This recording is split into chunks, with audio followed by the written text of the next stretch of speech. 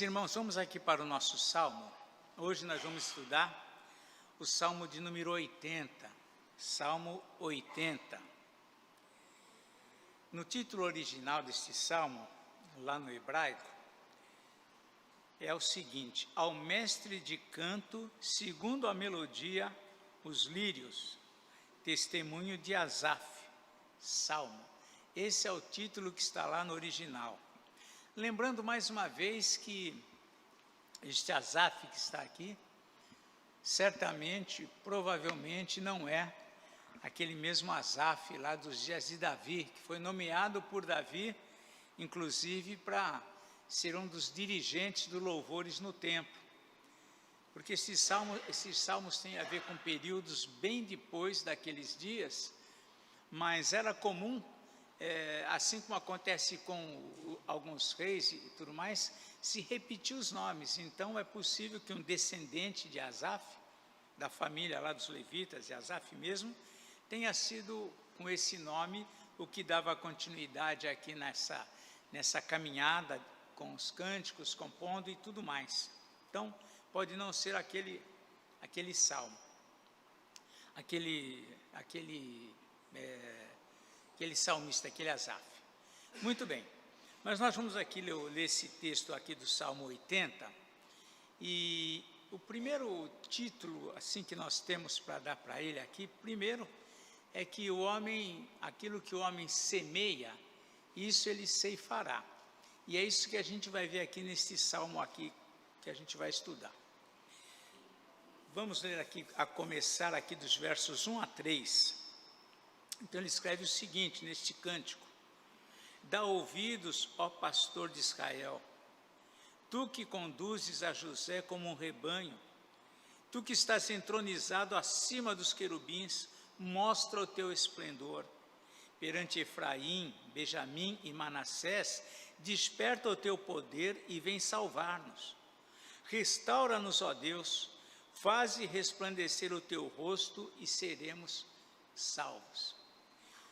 Essa expressão, faze resplandecer o teu rosto, isso aqui lembra aquela situação que o povo de Israel viveu com respeito a Moisés. Nós lembramos que naquele período em que Moisés foi ter contato, ele subiu ao monte e ficou somente ele lá com o Senhor, recebendo lá as orientações para a construção do templo, lá preparando as tábuas dos mandamentos. Quando ele voltou, o rosto dele resplandecia, e aquilo significava que ele estava cheio da presença de Deus, de tanto tempo que ele ficou junto com o Senhor lá no monte.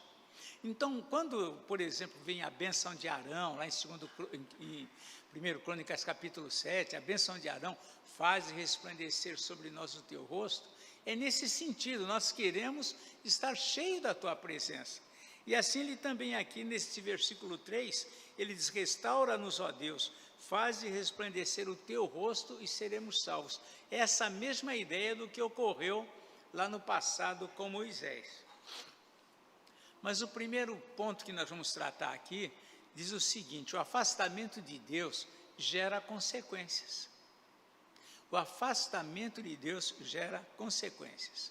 O povo de Israel é marcado por um caminhar inconstante com Deus.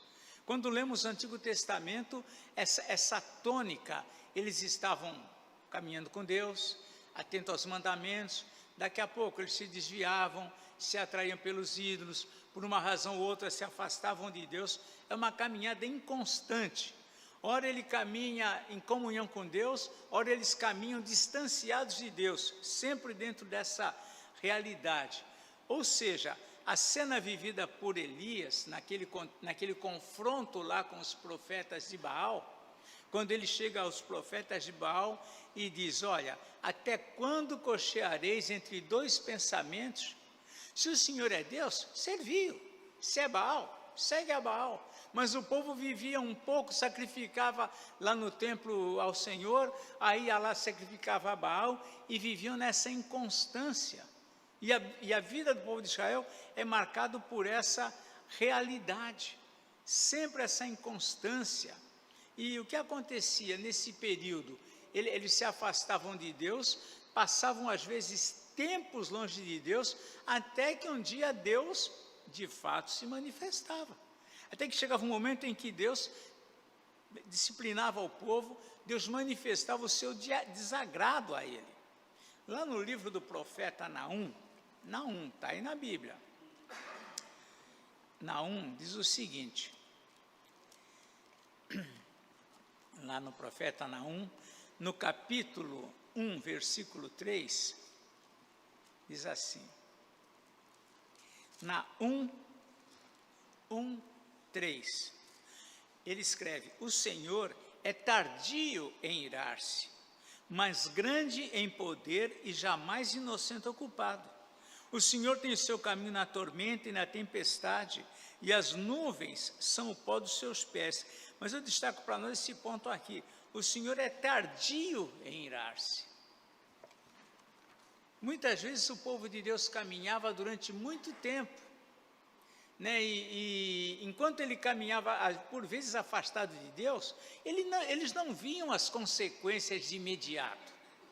Eu acho que se a gente errasse e imediatamente viesse a disciplina, a gente ia ficar com mais, ia temer. Até o sábio Salomão, ele escreve num dos textos da Eclesiastes que porque a correção não é imediata, o povo vive se corrompendo. E assim também, por vezes, Deus não castigava de imediato o povo, não disciplinava de imediato. O povo ia se distanciando. Lá um dia vinha a disciplina. Então, quando nós vemos aqui, essa questão aqui de Asaf falando sobre essa situação, é porque o povo estava vivendo dentro de um quadro de disciplina. E ele pede aqui no início lá, dá ouvidos ao pastor de Israel, tu que conduzes a José como rebanho, que estás entronizado acima dos querubins, vem, daí lá no verso 12 ele fala, desperta o teu poder e vem salvar-nos. Por quê? Porque eles estavam passando por apuros.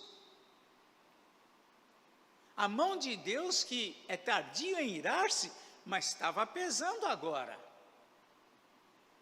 Estava pesando agora. E eles sentem esse peso da mão de Deus. E eles clamam por salvação. Lembrando que esse salmo tem uma sequência aqui do salmo de número 79, quando ele também está pedindo, ele está dizendo, as nações invadiram o templo, vimos isso na semana passada, as nações destruíram tudo, as nações mataram o nosso povo, os cadáveres não foram sepultados. Isso está lá no Salmo 79, e aqui no 80, ele continua, dá ouvidos ao pastor de Israel, vem salvar-nos. Então o povo estava sofrendo o quê? Consequências de um afastamento de Deus. Então esse fato do Senhor, como diz lá o profeta Naum, ser tardio em irar-se, né? Isso significa que nós podemos andar em caminhos errados, ser negligentes, nos afastar de Deus e ainda assim viver em paz durante muito tempo. Muito tempo. Meses. Às vezes anos. E a impressão que nós temos nessa condição, está tudo bem. Por quê? Porque nós geralmente associamos a ira de Deus a disciplinas. Quando as disciplinas não acontecem, nossa leitura, Deus não está irado. Mas Deus é tardio.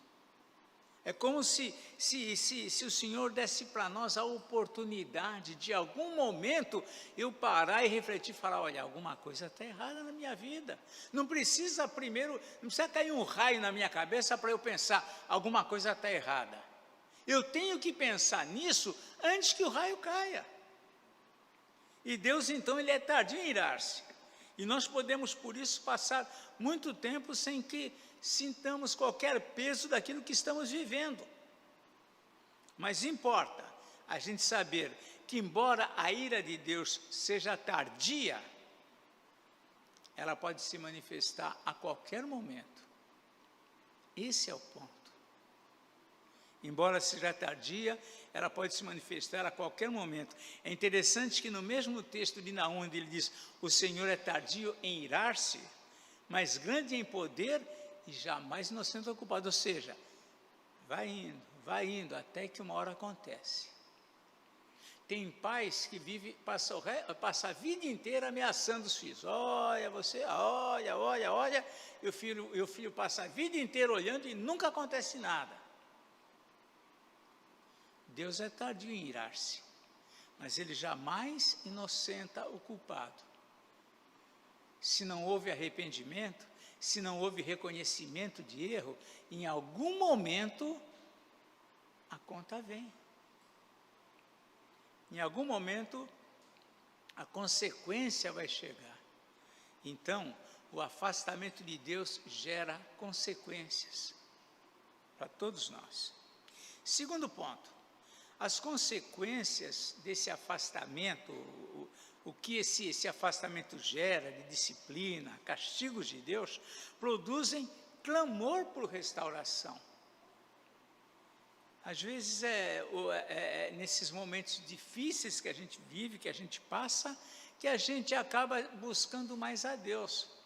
Eu penso assim, né, que às vezes Deus, nós somos assim, a gente tem que estar sempre andando na disciplina, que é para andar ali pertinho de Deus, porque se Deus deixar a gente meio soltinho, a gente já esquece, já começa a se afastar, mas às vezes é na disciplina que a gente caminha mais perto de Deus. E o clamor do povo de Deus é algo comum nesses dias em que há o sofrimento, nos dias que essa disciplina vem. Seja esta disciplina de que origem for, seja essa, ou melhor, seja essa situação difícil de que origem for. Seja às vezes incidentalmente ou por conta do nosso próprio pecado. Quando as coisas pesam, nós já falamos sobre isso também em outros salmos, a nossa tendência, e mesmo daqueles que não conhecem a Deus, é clamar a Deus. A gente só vê que alguma coisa está errada na vida da gente quando vem o problema, quando vem uma disciplina. Aí a gente começa a avaliar a vida da gente. Antes disso, a gente não se preocupa. Tendo em vista as dores da disciplina, o povo clamava a Deus por restauração, por renovação da sua comunhão. Por isso que aqui no versículo 3, no versículo 2, ele clama lá, desperta o teu poder e vem salvar-nos. E no verso 3, ele clama, restaura-nos, ó Deus. Eles precisavam de restauração, né? Restauração são os reparos, são os consertos, né? A gente restaurar uma peça que está danificada, restaurar uma obra que ficou comprometida. Restaura-nos. E eles sentiam aqui que o povo precisava dessa restauração, por conta da situação que eles estavam vivendo diante de Deus, mas o que movia eles a perceber a necessidade da restauração era justamente a situação difícil que eles estavam vivendo. Disciplina é algo bom. Disciplina para o povo que é humilde, para aquele que é humilde, é algo bom, porque abre os olhos, faz a pessoa perceber, faz a pessoa ver, faz a pessoa pensar, refletir sobre aquilo que está acontecendo. Então ele clama por isso. No verso 4 em diante ele continua, ó Senhor, Deus dos exércitos, até quando estarás indignado contra a oração do teu povo? O Senhor não nos ouve. Temos pedido e o Senhor não nos responde. Dá-lhes a comer pão de lágrimas e a beber copioso pranto. Ou seja, o povo está sofrendo, mas sofrendo por conta dos próprios pecados deles. Dá-nos a comer pão de lágrimas, havia sofrimento, a beber copioso pranto. Constituis-nos em contendas para os nossos vizinhos. Tudo, mais uma vez ele repete o que falou no salmo anterior, os nossos vizinhos só vêm com confusões com a gente, e os nossos inimigos zombam de nós a valer. Quando eles estavam caminhando com Deus, em comunhão com Deus, não acontecia isso, não havia o sofrimento. Eles eram respeitados, eles eram honrados, Mas agora, por conta do pecado deles, da disciplina que sofriam, eles estavam passando por esse vexame. Mais uma vez ele repete no versículo 7, restaura-nos, ó Deus dos exércitos, faze resplandecer o teu rosto e seremos salvos. Então aqui é como se fosse um estribilho. Ele já mencionou isso no versículo 3 e agora menciona a mesma coisa no versículo 7. É a tônica, eles estão precisando ser restaurados. Muitas vezes, aqui se trata do povo de Deus, lá da nação de Israel. Mas muitas vezes, isso diz respeito à nossa vida pessoal. Precisamos que Deus nos restaure. A gente se sente machucado, a gente se sente derrubado, a gente se sente caído, e a gente precisa, assim como o povo, dessa restauração, né? E no versículo 14, ele continua aqui no versículo 8, né? Trouxeste uma videira do Egito, e ele agora lembra a história. Como é que foi isso? Trouxeste uma videira do Egito, expulsaste as nações e a plantaste. Quem é a videira? É o próprio povo de Israel, que foi tirado do Egito pelo próprio Deus. O Senhor trouxe eles e plantou eles naquela terra. Uma terra boa, uma terra que produzia leite e mel, para se figurar a abundância, como era bom esse lugar. E ele continua, dispuseste-lhe o terreno, ela deitou profundas raízes e encheu a terra. Ou seja, o Senhor trouxe esse povo para a terra de Canaã, ali eles se estabilizaram, ali eles frutificaram, ali eles se tornaram um povo respeitado. No período de Salomão, todas as nações em volta respeitavam a eles. No período de Davi, a nação toda era respeitada. Com a sombra dessa videira que é Israel, os montes se cobriam. Então eles se expandiram. E com os seus sarmentos, né, os seus galhos, os cedros de Deus. Estendeu ela a sua ramagem até o mar. Israel foi se estendendo, chegou até onde é hoje a faixa de Gaza. Chegou até lá. Estendeu a sua ramagem até o mar e os seus rebentos até o rio. Desde o mar até o rio Jordão, esse trecho que abrange a largura da nação, em todos esses pontos aí Israel se estendeu e foi glorioso, foi um período extraordinário. Então ele fez tudo isso. Agora ele pergunta, né? Agora ele vem, o Senhor fez tudo isso. Por que lhe derribaste as cercas de sorte que a vindimam todos os que passam pelo caminho? Agora todo mundo tira proveito, agora estamos enfraquecidos. Qualquer nação que passa por aqui leva despojo, faz mal contra o povo. Então ele está aqui dando um retrato do que eles estavam vivendo, o que eles foram e o que estavam sendo agora. Era uma nação feliz, uma nação alegre, uma nação que tinha as festas durante o ano todo, as festas religiosas. O povo fazia romaria para ir para Jerusalém, para adorar a Deus. E agora o que acontece? Eles estão agora derrubados, caídos.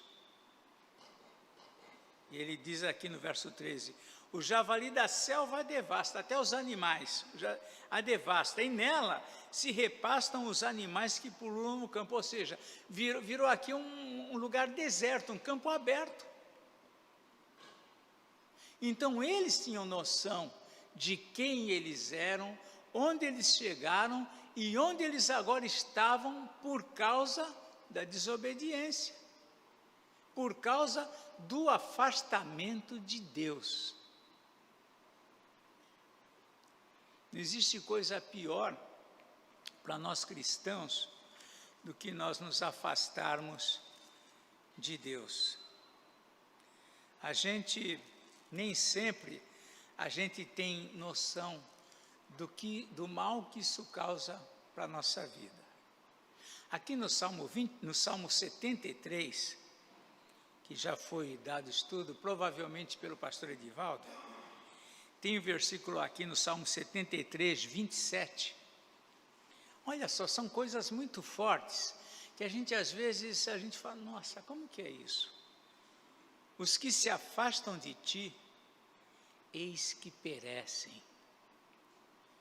Tu destróis todos os que são infiéis para contigo. São coisas que a gente não para muito para pensar, para falar, mas está aqui. Os que se afastam de Deus perecem. Longe de Deus não tem como a gente experimentar alegria, experimentar a vida. Um outro texto aqui no livro de Eclesiastes, deixa eu ver agora se eu acho. Olha só aqui, Eclesiastes capítulo 2, versículos 24 e 25. Eclesiastes 2, 24 e 25.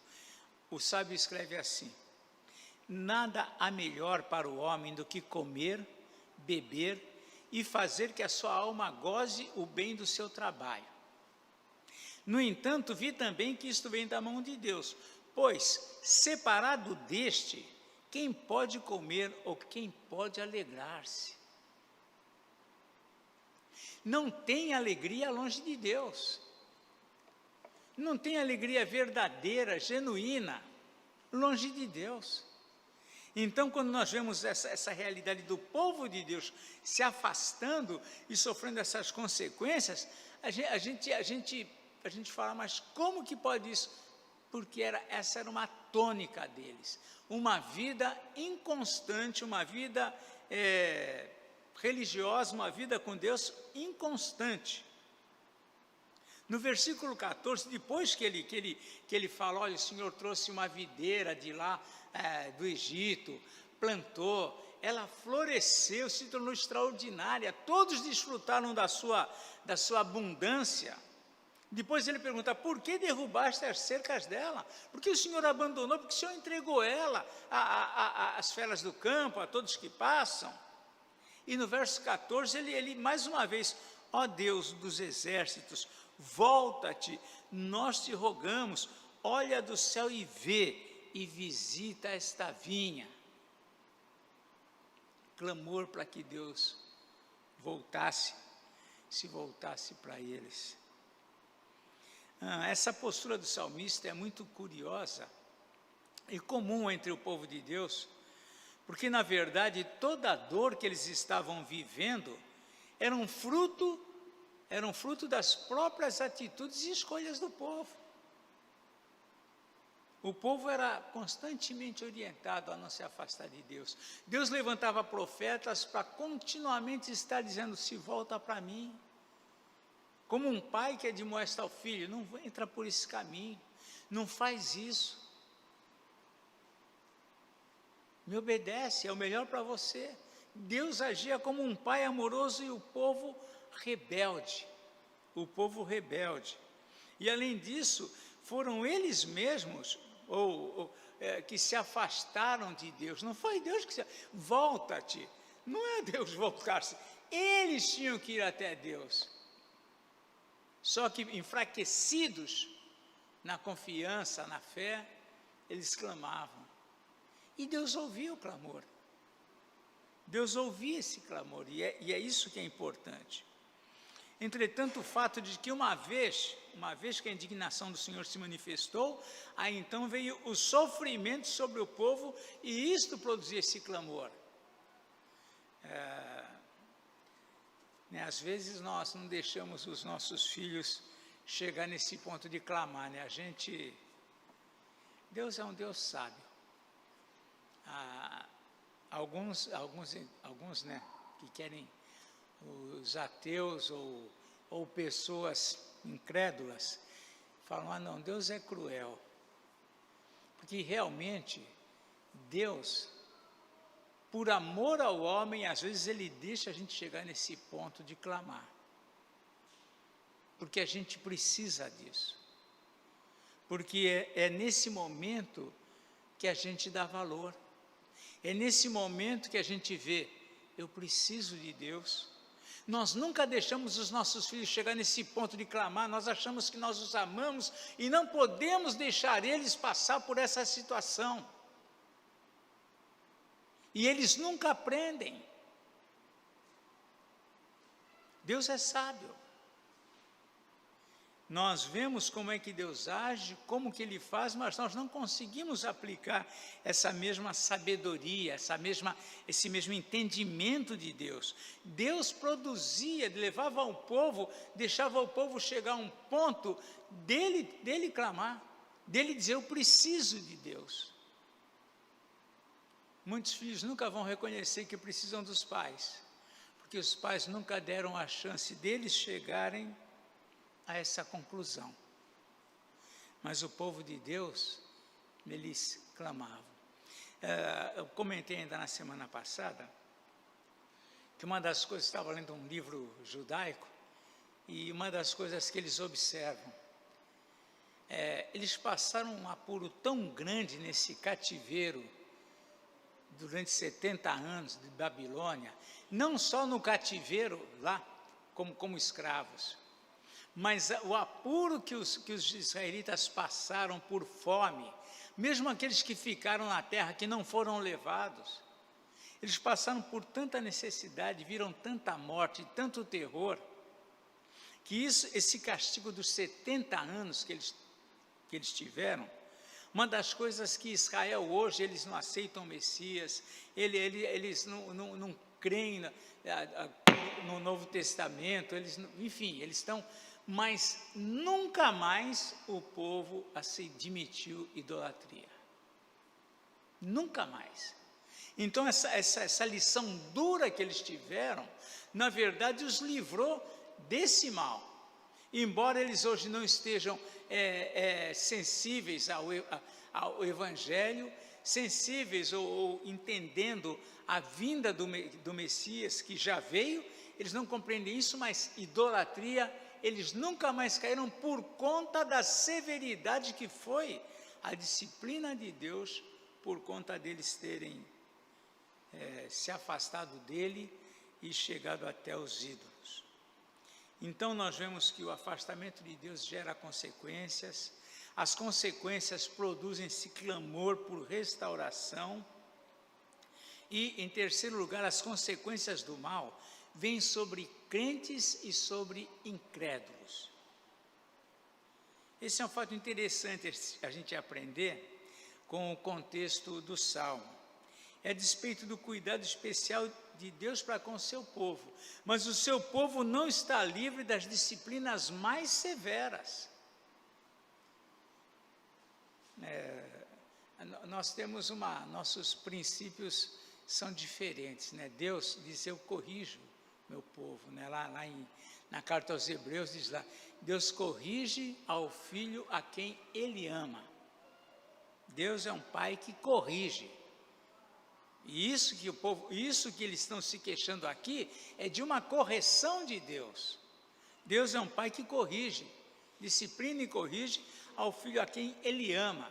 Deus corrige os seus filhos, seu povo. Por vezes nós pensamos diferente. Bom, como é o meu pai, ele vai me proteger. Como é o meu pai, ele não vai permitir que eu passe nenhum sofrimento, que eu passe nenhuma disciplina. Essa é a nossa visão, porque é assim que nós fazemos com os nossos filhos e é assim que eles aprendem de nós. Às vezes porque os nossos pais também fizeram assim conosco. No entanto, o Deus que nós cremos é um Deus que Ele não livra os seus filhos de disciplinas mais duras às vezes, como Ele está fazendo aqui. Sejam estas disciplinas ligadas à nação como um todo, como ocorreu por vezes lá no deserto, ou seja, no particular, como se deu com Davi, como se deu com Pedro e outros mais. Deus corrige, Deus disciplina. E essa é uma ideia que por vezes nós não temos como igreja. Hoje em dia, por exemplo, as igrejas americanas, hoje já não se fala mais em disciplina. Hoje é alguma coisa que eles não, isso aí é... Bom, a moderna psicologia já diz que nem para os filhos se tem que disciplinar. Né, um dia desses aí aconteceu de um filho ou filha, não vem o caso lá, de fora, e o pai ficou tão indignado com uma atitude da adolescente, tão indignado, que ele pegou e perdeu o controle. Perdeu o controle, não deu uma surra, mas fez alguma coisa que marcou a adolescente. E ela foi no conselho tutelar, e o pai foi chamado e estava até com receio de ficar preso.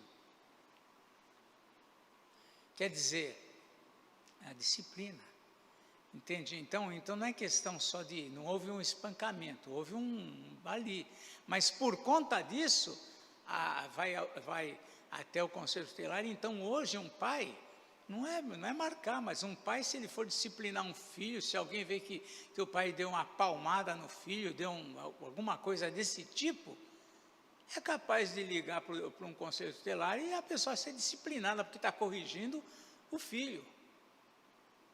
Então nós vemos que essa mesma ideia, o ser humano tem aplicado com respeito a Deus. Não, Deus não disciplina, Deus é pai, Deus não castiga. Bom, se eu for ler a Bíblia, eu vou ter que contrariar toda essa ideia, porque Deus diz que corrige, Deus disciplina, Deus castiga, e nós vemos que é isso que Ele faz, mesmo com os seus filhos. E ainda mais, à luz do que Ele diz em Hebreus, na verdade, é os filhos que Ele tem, que ele corrige. E Ele até diz, se você está fazendo tudo errado e não tem correção, Ele diz lá também em Hebreus, então não é filho, é bastardo. Não tem nada, não tem filiação. Por quê? Porque o filho, ele corrige, ele disciplina. Por que ele disciplina o filho? Por amor. Quando nós corrigimos um filho na nossa casa, é para ele não ser corrigido lá na rua. Esse é o ponto. Corrigimos em casa para que não venha um dia um policial para corrigir ele. Corrigimos em casa para ele não sofrer uma vergonha, um vexame lá na escola dele, ou lá no vizinho. Corrige em casa. Então nós vemos que essa é a realidade do que a Bíblia apresenta de disciplina. E o povo estava sofrendo por conta disso. Embora o salmista, ele vai se queixando como se, não sei o que está acontecendo. Por quê? Porque eles tinham um espírito nacionalista, de defender o país, de defender a nação. Os caldeus merecem castigo, os assírios merecem castigo, mas nós somos o teu povo. E Deus fala, é por isso que vocês estão sendo castigados, porque vocês são meu povo. Porque eu não quero que vocês façam o que eles fazem, não quero que vocês vivam o que eles vivem. Então Deus estava aqui tratando, né, essa situação, e eles resistiam a isso, eles lamentavam isso, e era como se eles fossem, não, nós somos o teu povo. É importante observar que as bênçãos de Deus sempre precedem as repreensões, sempre precedem. Lembrando que o nosso nascimento é por si só uma dádiva concedida por Deus. Quando nós estávamos falando aqui no domingo acerca das tentações, né, geralmente nós somos advertidos antes da gente cair num erro. Muitos dos erros que nós sofremos, se nós formos passar novamente a fita, como diz o pessoal, a gente vai ver que lá atrás alguém falou, olha, não faça isso. Cuidado com isso. Cuidado com esse relacionamento. Quantos estão sofrendo por situações que alguém lá atrás advertiu, mas a pessoa não deu ouvido e sofre. agora está sofrendo as situações. Aí nós falamos, coitado, está sofrendo. Realmente, é uma infelicidade sofrer. Por outro lado, é uma escolha. Lá atrás. Às vezes uma escolha que atropelou muita gente que orientou a fazer diferente, mas a pessoa tomou aquela decisão. Então, lá em 1 Coríntios 10, 13, né, Deus fala, porque não veio tentação sobre vós que não fosse humana. Deus não permite que sejamos tentados além das nossas forças. Mas também, juntamente com a tentação, ele promove um livramento, ou seja, nós temos como sair. Então, quando nós estamos sendo disciplinados, quando Deus disciplina o seu povo, quando Deus nos disciplina, é porque é preciso disciplinar. Porque é justo. Esse é o ponto. Nos versículos 8 a 11, Asaf, como nós falamos, descreve a bênção recebida. Eles foram escolhidos, privilegiados, em detrimento de outras nações. Deus tirou as nações que andavam em pecado daquela terra e deu para eles. No entanto, eles se afastaram de Deus. As nações continuaram sempre fiéis aos deuses deles. Israel, que tinha o Deus verdadeiro, se atraía pelos outros deuses. Os filisteus, contamos essa história aí há uns domingos atrás, lá de Dagom. Os filisteus eram fiéis a Dagom de todo jeito. Mas o povo de Deus abria a mão de Deus. São coisas que a gente não entende. O ímpio, ele é fiel aos princípios todo torto, princípios errados, que só trazem problemas, mas eles não abrem mão dos seus princípios. E o crente abre mão dos seus valores.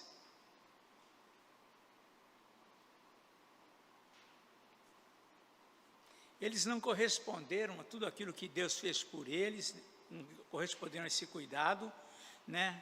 Eles desprezaram, eles se afastaram de Deus, e isto serve como advertência para nós também. Por quê? Nós não somos melhores do que Israel. Se nós não cuidarmos da nossa fé, se nós não nos preservarmos nos caminhos de Deus, nos princípios que a Bíblia ensina, nós também nos afastamos facilmente do caminho de Deus. Lá em Gálatas 6, 7 diz que de Deus não se zomba, aquilo que o homem semear, isso ceifará. Então, Deus é misericordioso, mas nós temos responsabilidade. À luz dos versículos 15 em diante, nós vemos que restava a eles lamentar. Ele continua aqui no versículo 15. Ele começou no 14, ó Deus dos exércitos, volta-te, nós te rogamos, olha do céu e vê, e visita esta vinha. Protege o que tua mão direita plantou, o sarmento que para ti fortaleceste. Está queimada, está decepada. É assim que ele olha para Israel, aquela planta viçosa que floresceu, que se expandiu, agora está queimada, está decepada. Pereçam os nossos inimigos pela repreensão do teu rosto. Eles clamam por um livramento. Seja a tua mão sobre o povo da tua destra, sobre o filho do homem que fortaleceste para ti. Eles começam a lembrar, o Senhor tem uma aliança conosco. E assim, não nos apartaremos de ti. Vivifica-nos e invocaremos o teu nome. Então, aqui começa aquele processo de arrependimento, que é o que vai dar início ao quê? A restauração. Restauração. Ele clama por restauração, ele faz votos aqui, ele faz alguns votos, né? E assim não nos apartaremos de ti, restaura-nos, volta-te para nós não vamos mais nos apartar de ti, vivifica-nos e invocaremos o teu nome. E, ou seja, é aquele momento em que o arrependimento está movendo eles a clamar por essa renovação. Finalmente, o clamor do salmista lembra a situação vivida por Moisés, que era isso daí, faz novamente, pela terceira vez, aqui no verso 19, ele diz o seguinte: restaura-nos, ó Senhor, Deus dos exércitos, faze resplandecer o teu rosto e seremos salvos. Nós queremos ser reconhecidos como teu povo, nós queremos viver a comunhão com o Senhor. Então nós vemos aqui, como já foi o salmo anterior, o salmo 79, neste salmo também, eles continuam nessa mesma tônica, invocando a presença de Deus, pedindo que Deus volte para eles, que o Senhor restaure a vida deles, que o Senhor faça novamente que a presença de Deus seja vista por aqueles que estão à volta deles. Então, irmãos, tudo isso nos ensina, nos exorta nesse sentido de nós cuidarmos, acima de tudo, da nossa fé. Não nos afastarmos de Deus. Por quê? Porque as consequências vêm, e são consequências amargas, difíceis, como nós vemos aqui, como temos visto já em diversos outros salmos. E ele encerra esse salmo com essa mesma tônica: faze resplandecer o teu rosto sobre nós, ou faz resplandecer o teu rosto e seremos salvos. É isso que nós tínhamos para falar sobre o Salmo 80.